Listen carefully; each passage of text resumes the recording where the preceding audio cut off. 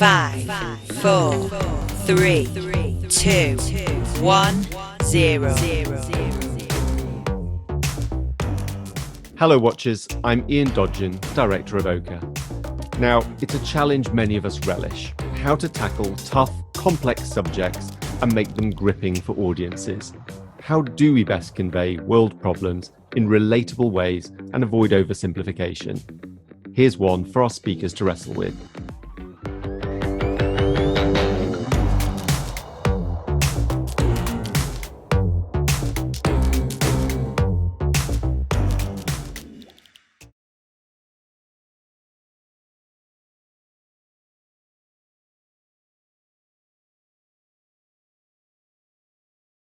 My name's Imran Khan. I'm Head of Public Engagement at the Wellcome Trust. We're a health research foundation that believes in the power of great ideas to change the world. I'm really delighted to be hosting this salon here today because it is just so crucial to so much of the work that Wellcome and OKRE do. So many of the problems we deal with in society, whether they're social problems, whether they're scientific or whether they're health related, they are complex. They have lots of different contributors, they're systemic, they're always changing, and yet we still need to be able to tell the stories of those problems in an engaging, simple and relatable way. Hello, my name is Michael Sheen. I am an actor, and for the last, I suppose, 6 or 7 years, I've been focusing more on non-acting stuff. Non-acting stuff includes basically listening to people in the communities around where I come from in the South Wales area, and trying to just hear what the challenges were that people were dealing with mostly. So as a result of that, I've worked on, I founded an organisation called the End High Cost Credit Alliance to stop high cost credit companies preying on various communities. I brought the Homeless World Cup to Wales last summer, about a year ago from now. I'm working on developing local journalism, specifically in Wales, but UK-wide as well. Trying to find ways to support new working class voices across literature, drama, journalism, and other projects like that. So, and I've set up a production company called Red Seam, which is to try and fuse the two sides together, bring those stories or stories that involve those issues to the public in a way that is entertaining and compelling. Hi, my name is Shaikh. I'm a broadcaster, an actor, and a writer. I think from a very young age, I've always been kind of inclined into storytelling and always, paid attention to the kind of depths within stories, be that on television, be that on the radio, be that in podcasts, be that wherever. I'm Beryl Richards. I'm a film and TV director, and I'm an executive producer of a kids drama series for the European Broadcasting Union and the Asian Broadcasting Union. Yeah, so my name's Sarah Mace. I work for the Joseph Rowntree Foundation, or JRF. So JRF is a social change organisation working to solve poverty in the UK. My name is Florent Maurin. I'm from France, and I funded video games studio a couple of years ago. I've been a journalist for 10 years before I started making games. So it's kind of in my DNA to think about the world as a place that is full of stories that need being told. In 2016, we worked on the first independent game, and we decided to make a game about forced international migrations, a game that is called Bury Me My Love. And I don't know, maybe it's a good time to quickly show the trailer for the game. So the game came from an article in French newspaper Le Monde, in which a young woman named Dana had shared with a journalist screen caps of her WhatsApp conversation with her family during a journey between Damascus and Germany. And it was a very intense article because you would then realize that she used WhatsApp the same way I use WhatsApp. So there was a close bond between this person and me as a reader. But B, she also used it to discuss life and death matters. Florent, I'm instantly gripped. That looks like a really compelling and fascinating story. Mim, can I go to you next? Of course you can. I wanted to become a radio broadcaster and kind of tell stories and have conversations on the radio. In 2018, I got an opportunity to go and do something that was quite monumental within my life. I'd never met my father for 25 years of my whole life. And I was talking with BBC Three, and we decided to make a documentary called Finding Dad, where myself goes on a journey to go and try and get in touch with my biological father, and not knowing what the outcome is kind of necessarily going to be. You know, he could have passed away, he could have been dead, and I'm involved in trying to create more, how do we kind of simplify stories so that they're more accessible for audiences all across the world. I wouldn't mind being a good son to him. I'm willing to give it a fresh start if he would want to do that.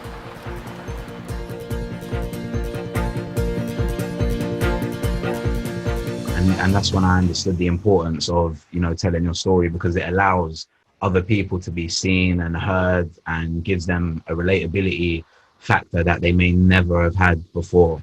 That's really great, Mim, and thank you for sharing such an obviously personal and really emotional story with us to help kick this off. So I'm going to go to Beryl. I've worked in TV as mainly TV as a drama director for the last 20 years. And I've been doing both drama and comedy. And across that time, I've developed and made many series for kids, young adults and family audiences.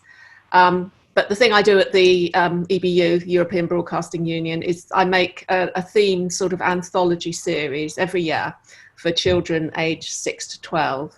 And the main character is always 9 years old. They're from all over the world. And you see different worlds through the eyes of a 9-year-old child. I feel like you've set up the next chapter of our discussion perfectly, because what I wanted to get into was what are the challenges when we want to convey clear, compelling, authentic, impactful messages through storytelling. You've shared an example where presumably you're operating across lots of languages, you're looking at formats and mediums that are very specific to your audience. All those stories are, they're visually told. So there's hardly any dialogue. The whole point of that is that you can watch them anywhere. And there doesn't have to be a lot of translation costs either in dubbing or subtitling. Plus also for children who are, for instance, dyslexic or find it harder to read subtitles in countries where you're not so used to that, such as here, whereas other countries, there's a lot of subtitle material. The story always has to be seen through the eyes of a child. So all that's about is just, you know, sort of meeting our audience in a way that's the easiest for them to sort of absorb the information. But it's also very entertaining, and we often do comedies, but underneath that, there's often really quite a serious subject. So there's a film we made in Germany, which is about a child zombie. And in fact, what that's really about is how we need to accept other cultures and other sort of other people that we don't immediately know or understand. Sarah, can I bring you in next? I head up the strategic communications, design and development team. Basically what that means is kind of deploying innovation tactics to solve knotty problems. So one of those knotty problems is how we communicate about poverty, how we talk about poverty, and how we engage the public in the issue of poverty. So JRF has kind of maybe traditionally more been known as a think tank, or an organisation that commissions a lot of research and evidence, and kind of works with those with power to seek change. We're absolutely still doing that. That's kind of our bread and butter, but we're also now turning to a lot of public engagement activity. So it's quite a new approach for JRF, and we're collaborating with partners across the sector. We're really open to ideas, and we're really open to new opportunities to work with new media platforms, new partners, new spokespeople and messengers. We're asking, you know, for collaboration and for storytellers to work with us to tell stories of hope. So I think really effective storytelling can come in lots of different shapes and sizes, and I think authenticity is absolutely critical. So again, we are now committing to working much more alongside and co-creating with people who have experienced or are currently experiencing poverty. If I may refer to the clip that I've brought, which is a short film called This Is Poverty. 2 months after my dad died, I didn't have any income. When you don't have money, you don't have control over your life. I have to prioritise a lot. I can't just plan a normal day. I can't even plan to definitely meet somebody in a week's time because I might have no money left by then. Your life is more about surviving, like getting through each day as opposed to actually just enjoying things that you're doing. I don't know what is luxury anymore. Everything is luxury when I have food in my house, and if my son is happy, this is luxury for me. It's a short documentary style film that we're able to really co-create with people experiencing poverty right now, and that authenticity, it's tangible. You can feel it becomes less about the politics, but just about what's right and wrong. That's really helpful. Thanks, Sarah. Thank you. Florent, can I come to you? Because obviously you work with a very particular medium as well. Can I ask, when you think about how to use that medium, do you come from the perspective of how can I turn a very complex story into more of a simple one? Or do you come into it trying to say, how can I convey this complexity through this interactive medium? There's one main difference between games and any other media is that games works as a conversation rather than a discourse.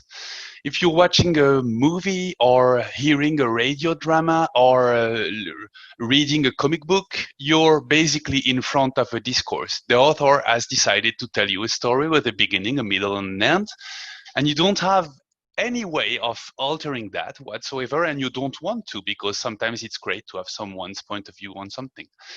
But if you're playing a game, as a player, you have a role to play. And so what you do is you ask the game questions. What happens if I do this? And what happens if I do that? So that's always my first concern when I'm working on a game, specifically a game that is reality inspired, is what, if I want to tell this story in the form of a conversation, what is the proper way to do it? And in the case of Bury Me My Love, it was even more true, as the game took the form of a chat application. So you had to make lots of choices, and you actually were in a conversation between Majd and Noor, the two main characters of the game. So definitely this was inspired by the real situation that Dana faced when she left her country, because most of the design choices we had to make, we always came back to the real situation and said, how does it work in the real situation? And we could take our phones and ask Dana over WhatsApp. So what did you do in that situation? What would you answer on? What would you ask? What kind of question would you ask in this situation? And she would always, during the writing process of the game, provide us with input on how she would have reacted. So we were having a conversation with her, designing a game that is, in essence, a conversation. And I guess that's also a great way to make sure you keep that authenticity of the experience. Yes, definitely. Mim, can I come to you?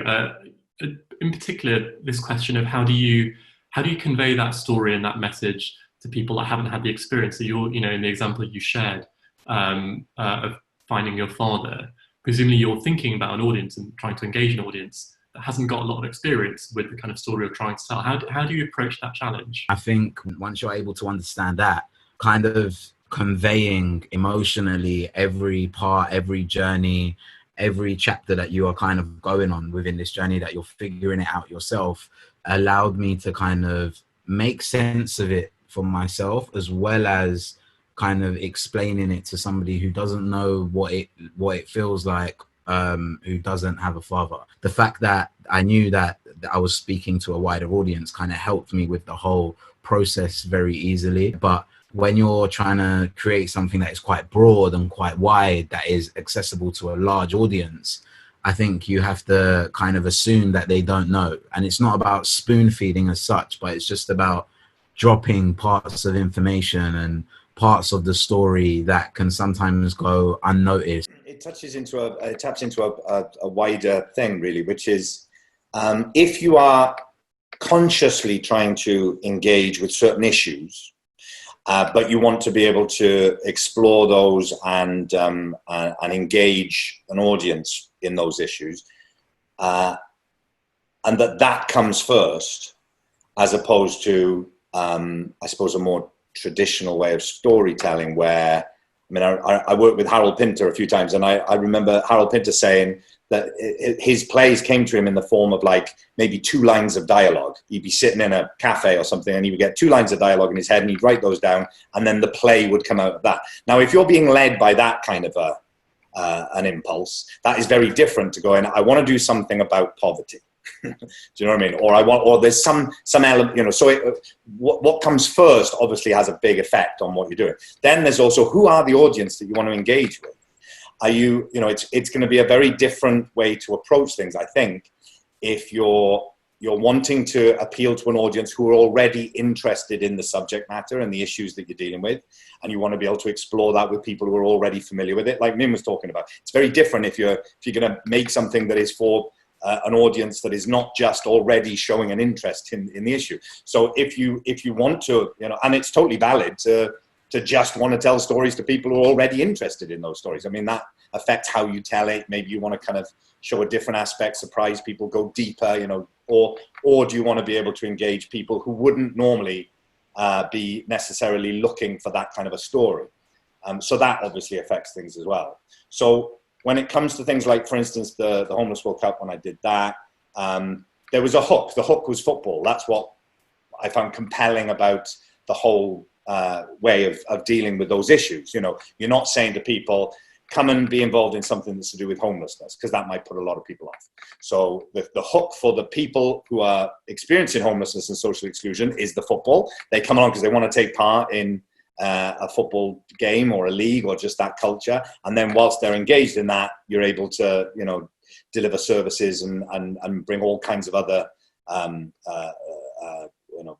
support and help around that. And it's the same with an audience engaging with that they're brought by the football. Or when I put on the Homeless World Cup, there was a music festival at the same time in the same place. There was, we called it the Bevan Tent, where there was discussions and podcasts and comedy and all kinds of stuff going on there. So there was multiple things going on, and people came down because they wanted to have a good time. And whilst they were there, they had maybe some assumptions challenged and, you know, all the rest of it about homelessness, and hopefully engaged with that a bit more. So a lot of what we're sort of talking about is about, like, what is the story that you want to tell? What is the thing that moves you and gives you the impulse to tell the story in the first place? And then that sets up a lot of different challenges or choices that you have to make, because it's, like I say, it's different if you're coming up with an image or 2 lines of dialogue and then it grows out of that, or it comes from a desire to draw people's attention to some, you know, to some issue. We've really found, you know, exactly as Michael just saying there, that if you go in often on a social change issue, people can switch off. At JRF now, in terms of our public engagement strategy and approach, we're really looking at a three kind of prong approach.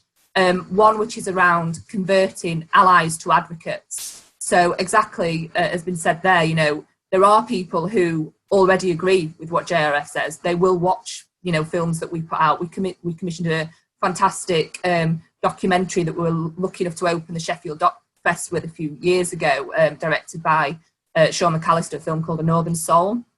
And, you know, that was a documentary that could potentially reach wider audiences. But on the whole, we know that people who kind of agree that poverty isn't right and want to solve it will go to that kind of film.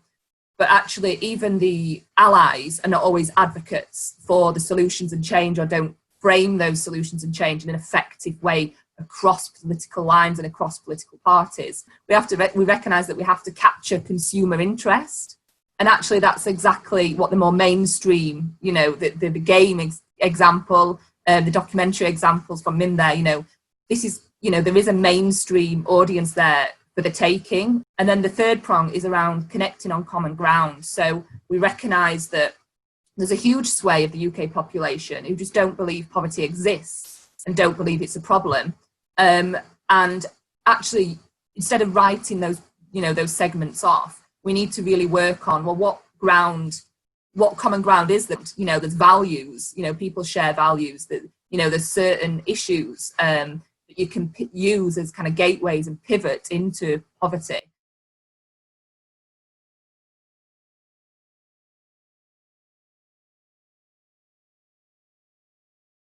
We've started to talk about how do you reframe those issues, take something that people already have a level of interaction with, but present new facts or new angles. And I'd like to delve into that a little bit deeper in the next phase of our discussion.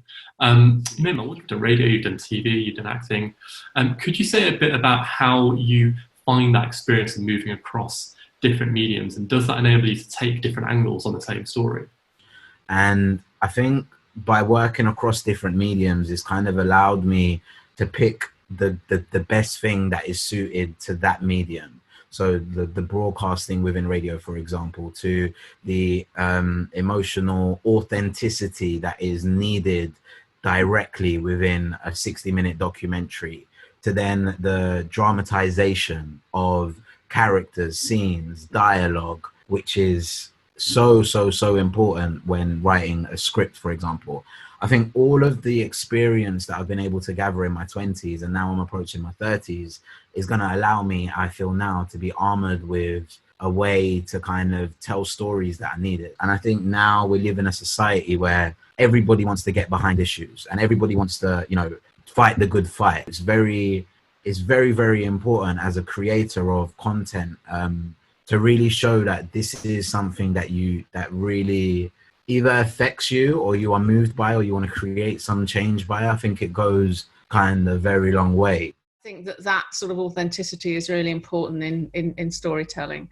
So that I think that the thing I like about the series, for instance, that I run, which is all for public broadcasters, but it is coming from the countries themselves, from, you know, the children themselves, that from often we try as much as we can to, you know, for instance, the story about child refugee was cast as a child refugee. We did a story about a deaf girl in Wales. She was deaf, you know, so as because you're dealing with children, they're not going to be trained as actors anyway. So it sort of always I push people to try and get into the sort of into the, you know, the sort of the DNA of a story, you know, so that they're really encased in it, so that reads more truthfully, that feels more authentic, that communicates better, I think. And Florent, you know, again, we're going back to your game, that's a classic example of, you know, we see stories about refugees, we're seeing story about other people, and it feels like in your game you're trying to put us in the shoes of those refugees and people working with them. Games are often power fantasies, and they are designed as such because it's a good hook for people to be in the games. But obviously, if you make a game about such situations as the one Noor and Majd are in the game, you can't do that. You can't do that because it would be probably unfaithful to the truth you want to convey, and also because it would be disrespectful. Because if you convey the idea that if you didn't survive the journey between Syria and Europe, that's because you weren't smart enough, or you weren't strong enough, or you didn't make the good choices. You convey a message that is counterproductive, that goes against what you really want to tell as a story. And when we listened to a lot of people that we interviewed for the game, and particularly Dana, but not only her, what we realized is that it's a very unfair situation they are in, and very even if they prepared very well for the journey, very early in the process, they can face situations that they did not expect, and it's really complicated to deal with them and make the right choices. So we had to make a game that would reflect that, and how the way we managed to do it is that the game itself is very unfair. You can reach very dramatic situations, or even death in several occasions in the game, without consciously knowing that you've even taken a risk, without at any point having made a decision and thinking to yourself, this is risky, but I'm going to risk it anyways. But it is something that we felt compelled to do in Bury My Love, because that's part of the story we wanted to tell. The fact that the situation they are facing are unfair and unjust, and that they are not in control. So yeah, we designed the game to be unfair and to be sometimes even brutal, because the story was unfair and brutal. So it's important that your design serves the story you want to tell in every possible way. And Michael, I feel like in some of the areas that you work in, homelessness, high credit, these are stories where people perhaps think they already know the story, and the story is quite a simple one. You know, people lost control of their lives, they made bad decisions. How do you, in your work, try and turn that simple story into a more complex one for audiences and the public? Well, I mean, it's an ongoing thing, you know, thinking about, and one of the things that I'm sort of fascinated by is what is the most effective way to get engagement with certain issues across, and what level of engagement do you want from it? And is it more powerful to address that issue head on, or do you make those issues sort of part of the context that you're telling your story in, and let those issues and an understanding, a deeper understanding of those issues just sort of subliminally come into people's consciousness, or do you kind of attack it head on? So for instance, the fact that there was a gay kiss in Doctor Who, apparently, you know, someone said did far more for people sort of accepting the idea of gay relationships on TV than if it had been a documentary about, you know, gay people or whatever. You know, that there's a way of embedding these stories, and you know, soap operas do it as well, where you've already got the inbuilt audience, and then you start, you know, addressing things. But in terms of homelessness, you know, one of the big things that I realized when I started, you know, getting to find out a bit more about it was that for most people, I think, and I include myself in the past, I felt like, well, you've got all these people who are out in the streets, and you've got all these empty buildings. Surely you just get those people into the empty buildings, job done, your life's a good one. And of course, I started to realize that is nowhere near the kind of level. In fact, that is possibly more damaging, thinking of it in that way, than actually having a proper engagement with it. So if you only go so far in your depiction of certain issues, you could end up doing more damage than if you actually, you know, really get in there. So all of these things have to be addressed in when you decide what story you're going to tell and how you're going to tell it. And then, of course, the other big thing is how it gets told. If your thing is on a, you know, Gone Midnight on BBC Two, I mean, it's great you got something on in the first place, but that already narrows down who's going to watch it, you know. But then with things like iPlayer and all that, you know, there's all kinds of stuff that go along with it. But what Min was saying about understanding what the different media platforms can do to help your story is really important, I think. You know, that something like the Serial podcast. So you have to have a compelling story. It has to come from somewhere, as Min was saying. You have to be passionate about it, but then you have to sort of decide who is your audience, what are you trying to do, and how are you going to tell it? Are you going to be indirect or direct, and how is that going to affect who you tell it to, and in what way? I'm just curious about sort of what form is, you know, what form works at the moment best? You know, do people trust documentaries more than drama? Is drama as powerful as it used to be? I think it jumps around a bit sometimes. An interesting example of what you're talking about and what we've been talking about, I suppose, it just occurred to me, is Dickens. So Dickens' Christmas Carol. If you ask people, do you know Christmas Carol? Of course they do. It's on every Christmas. There are multiple films of it. There's I think multiple productions of it. We're supposed to be on at Christmas this Christmas.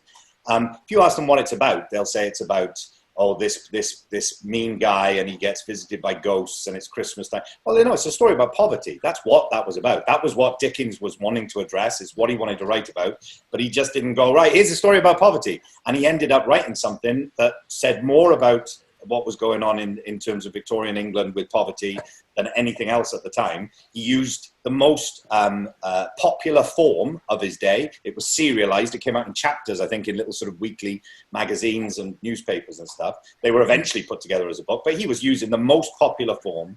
He told a story that was first and foremost just incredibly compelling, that tapped into all kinds of things that people were interested in. Now, it didn't just appeal to people who were interested in poverty, but it told a story about poverty that lives with us to this very day. We're still drawn back to it. And things like Nim's story, the idea of the son going in search of the father, that goes back to the beginning of storytelling. You know, that is at the heart of all kinds of cultures. Now, that's the audience who are watching it are not thinking that when they're watching it, but it's speaking to them on a deep level, as well as speaking to them in a very, very specific way about Mim himself and who he is and what his particular story is. But it opens up into something that appeals to everyone.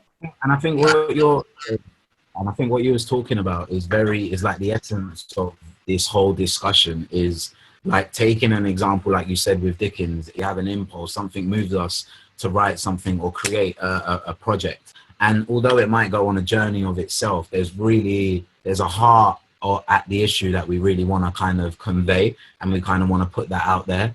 And yeah, I just think that it's a great thing to kind of hold on to that and make sure that no matter what it is that you're trying to create, be that a video game, be that a documentary, be that a short film, be that a TV series, be that a film, I do think there's a very important duty at hand because you have the ability to influence. And if you're using that in a great way and in a good way for social causes and social justice and issues that you really care about or you've been affected, then I think there's great reward that can come from that as well at the same time. I think it's also, you can't disregard the history of the medium you're using. Because for instance, we had this exact thinking about Bury My Love. Should it be directly about the issue it is about, or should we try to reframe it so that people would be surprised at some point that they realize that, okay, it's about international forced migration. But the thing is, in video games, such games that actually go straight to the point and claim that they are talking about real life issues are very, very uncommon. And that's the reason why we decided to go with that, because we thought that this would stir up things, this would make some noise, and this would have people talk about it. Oh, so it's actually possible to tackle a very contemporary, newsworthy topic in the form of a video game and in full frontal. Like we're not hiding. The game is called Bury Me My Love, which is not the sexiest, most marketing-wise name you can come up with, but it's a very interesting Syrian saying that means like, take care of yourself. I don't want you to die before I do. Florent, can I push you a little bit there? And it struck me as you were talking about your issue that you're telling a story about refugees, but you're also telling a story about the international migration system. And that system is so big and so inhuman, that's almost the challenge in it itself. Do you think when people interact with your story, as well as interacting with the refugee, they're also interacting with the story about that inhuman, gargantuan system? And how do you know that? Well, we tried to achieve that because the inhuman system has very palatable consequences to the human beings. So, for instance, the Dublin Protocol can be seen as something that is distant and that is red tape and administrative and not very concrete. But when you play the game and when Noor, the main character, is actually a victim of the Dublin Protocol because she's been caught in Bulgaria, so she signed up in Bulgaria, and now she will never be allowed to apply for refugee status in any other European countries because of that.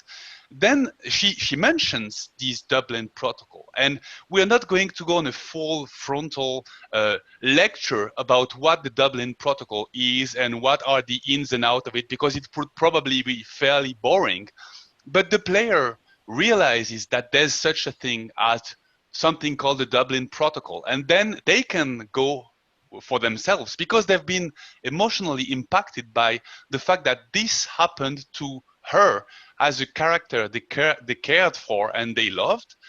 Then they would be probably more inclined to go and check, but what this Dublin Protocol is exactly about and see, and it's really easy to find the information. And we had several testimonies of several players that actually said they did exactly that on several specific points, that they went and looked for information on the internet, on other sources, because they played the game and the character they grew a relationship with had to face the consequences of public policies, and they wanted to learn more about those actual policies.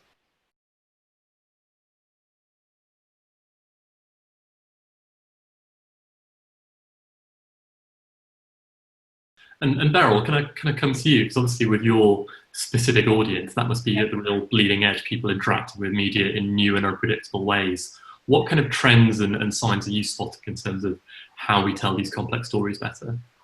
It's more the devices they're watched on. I mean, most kids are watching on their phones, you know, as they move around. across the broadcasters I work with, some use what we do online and do package things around it. Some use it in a sort of quite a prime time way, and others use it in more of an educational way. They're more likely to put stuff online that supports it. But essentially, still the main focus is within the scheme is on the storytelling. All over the world, all children have felt vulnerable, and it's like, what do you do with that? So this message of hope is what, but also like, what is the world going to become in terms of green issues and all of that? So all of that's going to create a new theme. I think one might naively assume that when it comes to short form content, you might assume that that's not very well suited. It might just be that you can't get those complex stories across. Where have people seen inspiration that shows that's not true, or that there are ways of doing complexity through short form? I was part of a short film called Shia Sunni, which was made by a very small production company for the purposes of RE lessons within school. I've uploaded it to my YouTube channel and it done, I think, like 3 or 4 million views. It was watched by so many people. People stop me to this day about it. And I've read through the comments, and I had to disable the comments because the comments ended up becoming very hateful and very attacking of if you're either on this side or you're on that side.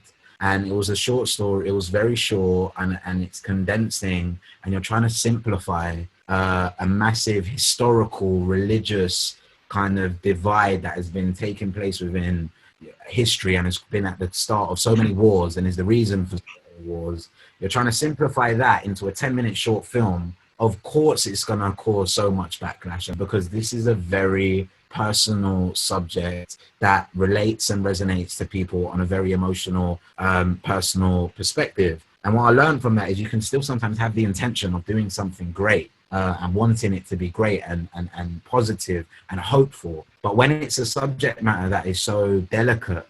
You're sheer, innit? I'll see you later. What? I'm only messing with you, man. What's your problem? No, there's no problem. Hey! No, if you've got something to say, then say it. No, I mean, well, it's like you've all got chips on your shoulders. What? No, it's a chip on your shoulder and I haven't. You have? I haven't. So why are you all up in my face then? You're always making out you're better than us. Who? Sunnis. You're always making out that Sunnis are better than Shias.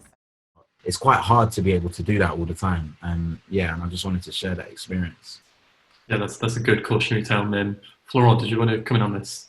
Yeah, I think it's very, very, very important to trust people. Because if you want to talk to them about complex topics, you have the first and maybe the only thing you have to make them understand is that those topics are in fact complex, and you don't need to run them through the whole topic in its whole complexity, but you need to be honest with them and to just ring a bell and then trust them to do the rest of the work if they feel like they want to do it. And I think lots of people will actually do it, and they're just waiting for an opportunity to care about something. And I think it's really beautiful. Thanks, Florent. We've probably got time for one last question. And you kind of prompted it by talking about this new era of everything being online. I think there's a temptation to think that with Zoom, with all these kind of online platforms, place is irrelevant now. And actually, where we come from, where we physically are, is less important than who we can connect with virtually. Michael, you're noted for doing a huge amount in Wales generally, but Port Talbot in particular. Well, I think, it's the place that I grew up in. So it's the place that I have the most personal connection to. I find that, like I say, the community here, the diversity of the community in terms of people's different experiences, it's a constant source of inspiration to me and always has been in everything I've done. But at the same time, I think the more specific you can be, the more universal it becomes. You're looking for things that will have that will touch people in a deep way on a kind of primal level, something that's in the collective unconscious. But your gateway through to it is the most specific possible thing you can have. So if you're just trying to, be a citizen of nowhere type storyteller, you're not going to please anyone, I don't think. So the idea of somehow cutting adrift from what you have a personal connection to for the idea of some intellectual idea of we're all part of a global community, I mean, that is the end of everything. we are lost if we go down that road. Like, it has to be anchored in your personal experience. You know, you think back to the mid-50s when, you know, things like Look Back in Anger was happening in the theatre, and Billy Liar and The Loneliness of the Long Distance Runner, Saturday night, Sunday morning in cinema. There was an explosion, a sudden explosion of voices from places that people just weren't used to hearing stories from. Actors representing parts of the community that we'd just never seen before. Now, you know, there was still a long way to go, but that changed us as a country, just to hear different stories and different voices. That needs to happen again, you know, after this. We have to be tied to, we have to be absolutely drawing stories from authentic voices, people who don't get their voices heard and people whose stories don't get told, and told by them, not telling them what their stories are and, you know, saying, I'll help you. And, you know, we have to be able to make sure there's access to technology, pathways to opportunity, so that we as a country can hear the voices that we haven't heard before. And there is clearly an appetite for that, even if it might just be, you know, at the moment, just people saying that. But we have to hold people to account and say, yes, that does have to happen. And we have to make sure that the voices of people that we don't normally hear from are front and center. And the one other thing I would say is, I'm not a magician, but my understanding of magic is that it's based on massive amounts of work that you don't see, that you could never even comprehend that someone put that amount of work in to do something that's just like that in front of your eyes. But that's how magic works. And it's the same with, like, it's a mistake to think that short form content somehow requires less work. The short story form in literature is a whole art form that has been perfected, and, you know, it just doesn't get read by as many people necessarily. But the idea of delivering, you know, short pieces of content, if there's huge amounts of work gone into it and the right kind of work, then with a light touch you can have massive effects on people, I think, potentially. So that's my hope for the future, as long as the voices that need to be heard and that haven't been heard before are foremost in those stories. That's a really powerful and hopeful point that's bringing us to a conclusion. We've covered a huge amount of ground on this really important question of how do we tell simple stories about complex problems. One of the things that's on my mind a lot at the moment is obviously the story about COVID and how we're going to emerge from COVID. You know, as Wellcome, we're a science funder, and one of the stories we're trying to tell is that, you know, politicians like to talk about what is the exit strategy from COVID. And actually, there's only one exit strategy from COVID, which is getting a vaccine. That's simultaneously a very simple story, but it's also an incredibly complex one. And I'm also wondering, if and when we get there, you know, fingers crossed, let's hope we do, what's the story going to be about why we could get to a COVID vaccine or vaccines? But, you know, decades on, we still haven't got a malaria vaccine, we still haven't got a dengue vaccine. What's the story that tells about the way in which the world operates, the way in which science works and doesn't work? And really want to thank my panelists for giving us lots of food for thought on how we might start to tackle that problem. So big thanks to Florent, to Mim, to Sarah, to Beryl, to Michael. My name's Imran Khan, and I really want to thank you for listening in and hopefully taking a few lessons and inspiration from this OKRE Salon today. Thanks. Really enjoyed it. Good luck to everyone, everything you're doing. Hopefully speak again soon. Bye-bye. For more information about OKRE, further events, and how you can collaborate across the entertainment, research, and social impact sectors, go to okre.org and follow us at OKRE Social. See you next time.